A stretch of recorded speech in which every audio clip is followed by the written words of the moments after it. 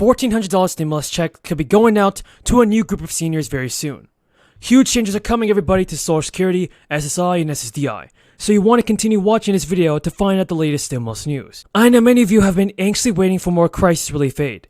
There are also a large amount of Americans that have yet to receive their third stimulus check. Now, according to the IRS, they have completed sending out third round payments, and that's some good news. However, if you haven't received all of the money you're eligible for, you will need to claim the recovery rebate credit on your 2021 tax return. Good afternoon, everyone. This has been quite a day, but I have to tell you that we began the day, this being Women's History Month, honoring women in history, and Title IX, you know what that meant for women in education as well as sports activities. That word was very important. And the third stimulus checks were technically an advance payment of that credit. The agency began dispersing them in March of last year, after Joe Biden signed off on the American Rescue Plan. The latest of the payments were sent out recently. However, there are a few categories of people who will need to claim the credit to get their stimulus money for a variety of reasons. Everybody pay attention to this important news. The main group of parents of children born in 2021, or families who added another dependent, such as a parent or a grandchild to their 2021 return. Now, assuming the parents or guardians were eligible for stimulus money, the dependent is eligible as well. Most other eligible taxpayers have already received the full amount that they're entitled to, and according to the IRS, some people qualified for all the payments may have not received them at all, or may have received less than they're eligible for. So that could have been a miscalculation on the part of the IRS, or if your income could have fallen between 2020 and 2021, so making you eligible for more. If that's the case, they can claim the remainder of the payment on their tax return. And the 2021 recovery rate credit is based on the income and number of dependents on a taxpayer's 2021 return, which can be filed now. So everybody, you will need to know the total amount of the third round stimulus payments, including any plus of payment that you received. It is important to remember that this total can be viewed on an IRS account or in a physical letter from the IRS. The IRS also announced that some third round stimulus checks may still be in the mail. In addition to the third stimulus check, parents of children born in 2021 can likely claim the enhanced child tax credit on their 2020 return. And that can be worth up to $3,600 per child born last year. The Democrats' American Rescue Plan also waived federal taxes on up to $10,200 of unemployment benefits per person, just for 2020. But for last year, there have been no similar relief that has been offered. This means this year's filers will have to pay taxes on the benefits as usual. So friends, as lawmakers work to project the long-term impact of the crisis, many advocacy groups and economists are calling on Congress to issue a fourth round of stimulus checks to people, specifically our senior citizens.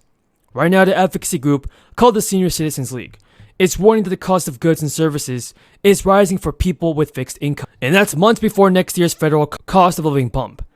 Government economic experts estimated recent increases in inflation, and it means the cost of living adjustment for 2022 will approach 6%, a whopping jump from the 1.3% COLA awarded for this year. However, some of that may go for higher Medicare cost.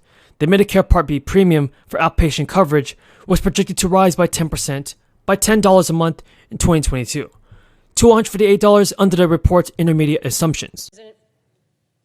Senator from Alaska. Mr. President, request that proceedings under the quorum call be dispensed with. Without objection. Mr. President, I've come to the floor to speak in support of the Postal Service Reform Act, which is now pending before the Senate. So the mission of the U.S. Postal Service since the Continental Congress appointed Benjamin Franklin as our nation's first Postmaster General in 1775 has been to, quote, bind the nation together. So it sounds kind of like a pretty quaint, outdated idea, but it's actually serious, it's actually statutory. 39 U.S.C. tasks the Postal Service with binding our nation together by delivering all of our mail to every American promptly, reliably, and efficiently, no matter where we live. The Postal Service Reform Act will improve the agency's ability to meet that requirement, including in large, geographically remote places like Alaska, where it certainly has a significant impact on our lives. We count on the Postal Service to deliver not only the letters and the magazines and the bills, but also necessities of life, food, medicine, business inventory, spare parts. Just about anything you could possibly think of for daily life comes to us in Alaska through the mail service. The Postal Service is unique in its universal service obligation and the fact that it delivers both mail and packages to Americans in every community, whether you live in Key West, Florida, or Utqiagvik, Alaska. No other federal agency or commercial enterprise does this. But it's becoming more and more difficult for the Postal Service to accomplish the swift completion of their appointed rounds, as we recall. And believe me, I certainly hear about the Postal Service's decreasing ability to provide its services promptly, reliably, and efficiently. I hear from it as soon as I get off the airplane, when I get back home. I hear from individuals all over the state telling me the concerns that they have about mail that is late or perhaps not delivered at all. Our phone rings in our offices around the state because a small post office has been closed for a period of days because the postmaster has left. There's no replacement available. I hear about the long lines to pick up mail, the long lines to just even buy a stamp in some of our smaller communities that get inundated by tourists in the summer.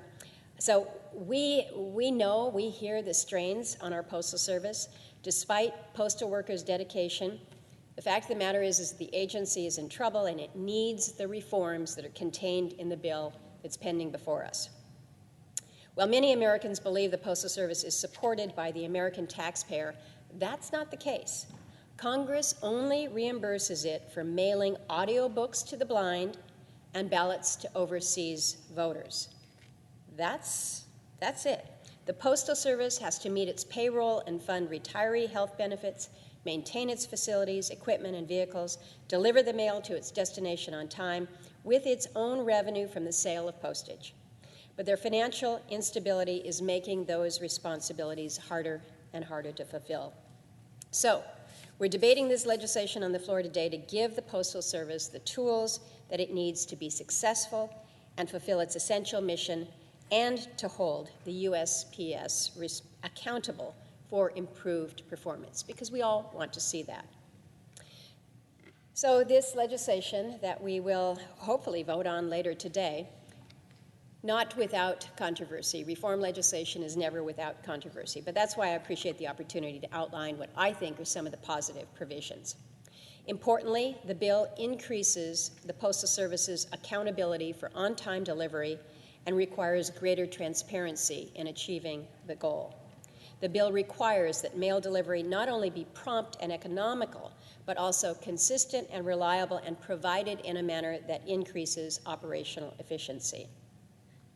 It requires the USPS to develop a new searchable public performance dashboard that's updated weekly, so both Congress and the public can keep a close eye on whether or not